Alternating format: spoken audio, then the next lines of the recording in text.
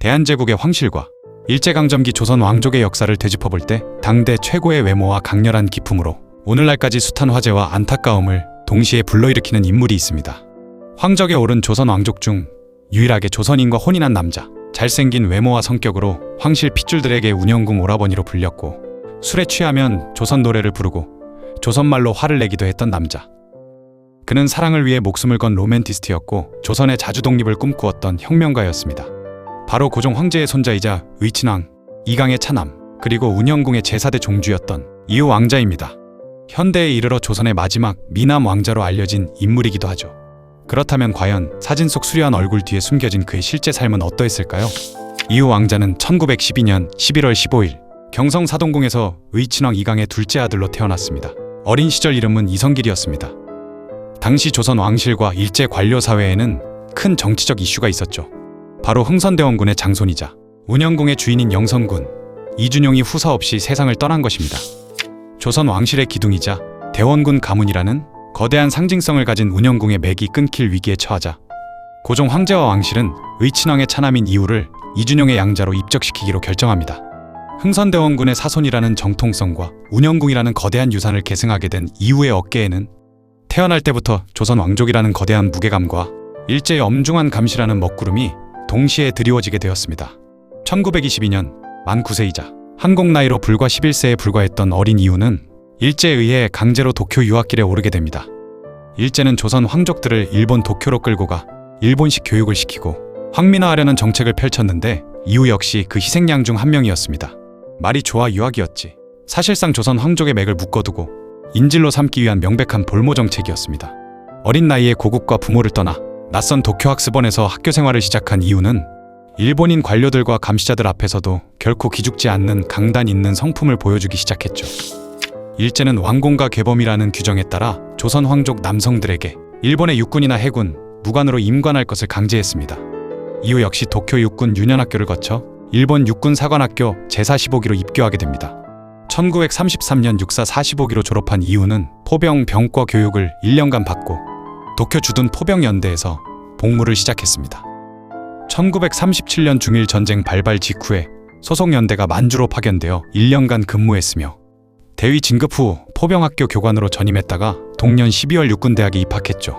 1941년에 육군대학교를 졸업한 후 태평양 전쟁이 발발하자 일본 황족 신분으로 말레이시아, 필리핀 등을 순시했습니다.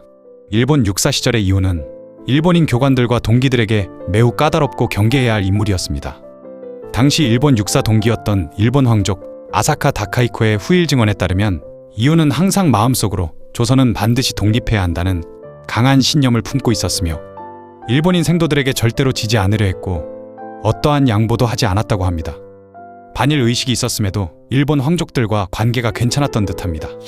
일본에서 발간된 조선 왕공족 관련 책자인 조선왕공족 제국일본의 준왕족에 의하면 다카마스노미야 노부히토 친왕이 자신의 일기에서 히로시마와 나가사키 원폭 사건을 언급하지 않았지만 대신 이후 공의 원폭사에 대해서 쓸 정도였죠. 구황족 아사카 다카이코와도 인간적으로 친하게 지내기도 했습니다. 가정교사였던 가네코도 당시 이후공은 일본의 모든 행위가 마음에 들지 않았고 독립해야 한다는 확실한 신념을 갖고 있어 일본 육군에서도 두려워했다는 증언을 한 바 있습니다. 특히 사석이나 사관생도 휴게실에서는 일본 군부의 눈을 피해 반드시 한국어를 사용했죠. 당시 일본 육사에는 조선인 출신 생도들이 간혹 입학하곤 했는데 이유는 이들 조선인 동기나 후배들을 만나면 유독 따뜻하게 다가가 격려하고 자신의 사비를 털어 경제적 후원자 역할을 자처했습니다. 연회나 모임 자리에서 일본인들이 조선을 비하하거나 불이한 언행을 하면 서슴지 않고 한국어로 호통을 치고 분노를 표출했기에 일본 군부와 교관들은 이후를 언제 터질지 모르는 시한폭탄이자 밀착 감시 대상 1호로 분류했었죠. 이후 왕자의 불같은 성미와 조선인으로서의 자존심이 가장 극적으로 폭발한 사건은 바로 그의 혼인 문제였습니다. 바로 영친왕 이은이 일본 황족 이방자 여사와 결혼했던 것처럼 이후 역시 일본 황족 여성인 기타 시라카와 노미야 사와코 여왕과 강제로 정략 결혼을 시키려 한 것입니다. 이것은 일제가 추진하던 내선일체 선전의 핵심 카드였습니다. 하지만 이후는 이 정략 결혼 요구를 단칼에 거부했죠. 내 아내는 반드시 조선인이어야 한다는 소신을 굽히지 않았던 그는 이미 마음을 주고받던 조선 귀족 박영효의 서손녀 박찬주 여사와의 결혼을 추진하기 시작합니다. 일본 군부는 조선 왕족이 일본 황족이 아닌 조선인과 결혼하는 것은 용납할 수 없다며 거세게 반발했고 이후를 압박했습니다. 그러나 이유는 순순히 물러설 인물이 아니었죠. 박찬주 여사와의 약혼을 언론에 기정사실로 발표해버리는 등 치밀한 번개작전을 펼쳤고 결국 일제는 이후의 완강한 태도에 손을 들고 조선인 여성과의 혼인을 승인할 수밖에 없었습니다. 혼인 이후 이후 왕자는 교육사업에 관심을 기울였습니다. 서대문구 일대에 소유하고 있던 자신 명의의 부동산과 자금을 지원하여 경성가정 여수, 즉 오늘날 서울 중앙여자고등학교의 전신이 되는 학교의 설립과 운영을 적극적으로 도왔습니다.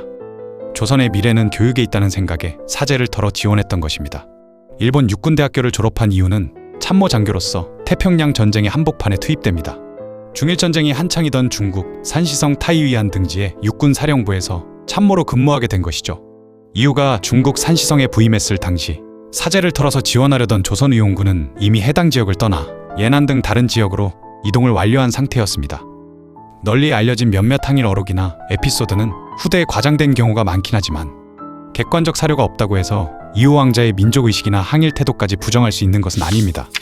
비록 일본군 장교라는 신분적 한계와 일제의 철저한 밀착 감시 때문에 직접적인 독립운동 조직에 가담하지는 못했지만 그는 중국 현지에서도 조선인들에게 피해가 가지 않도록 배려했으며 사석에서는 일본의 패망을 예견하고 조선의 독립이 하루빨리 오기를 간절히 바랐습니다. 주변 인물들의 증언에 따르면 그는 일본 군복을 입고 있는 자기 모습에 대해 깊은 환멸과 고통을 느꼈다고 합니다. 1945년 히로시마 그리고 원자폭탄의 비극, 태평양 전쟁이 막바지로 치달으며 일본의 패색이 완전히 짙어진 1945년 이후 왕자에게 운명의 그림자가 드리워집니다. 그는 중자로 승진하면서 일본 히로시마에 위치한 제2총군 사령부 가고시마 참모로 발령을 받게 되죠.